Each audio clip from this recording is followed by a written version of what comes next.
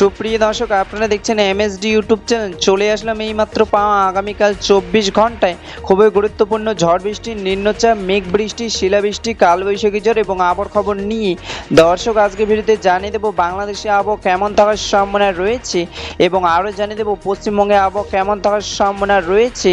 আগামীকাল 24 ঘন্টা আবহাওয়ার পূর্বাভাসে কী জানিয়েছে আবহাওয়া দপ্তর, আরও জানিয়ে দেবো স্যাটেলাইট ওয়েদার অবজারভেশন ডাটা অনুযায়ী কেমন থাকার সম্ভাবনা রয়েছে আগামীকাল আপনাদের জেলার আবহাওয়ার পরিস্থিতি।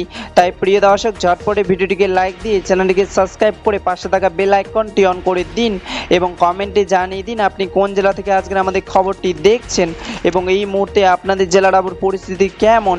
দর্শক এবার জানিয়ে দিচ্ছি এক নজরেই।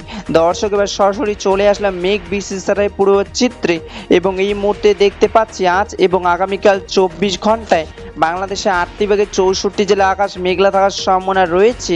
আপাতত 24 ঘন্টায় বাংলাদেশের ঢাকা, ফরিদপুর, রংপুর, গাইবান্ধা, বগুড়া, রাজশাহী, পাবনা, টাঙ্গাইল, সিলেট, হবিগঞ্জ, গোপালগঞ্জ, সুনামগঞ্জ, কিশোরগঞ্জ, ময়মনসিংহ, টাঙ্গাইল হালকা বৃষ্টি পড়ার সম্ভাবনা রয়েছে এবং পশ্চিমবঙ্গে কলকাতা, হলদিয়া, বাঁকুড়া, বর্ধমান, আসানসোল বৃষ্টি পড়ার সম্ভাবনা রয়েছে।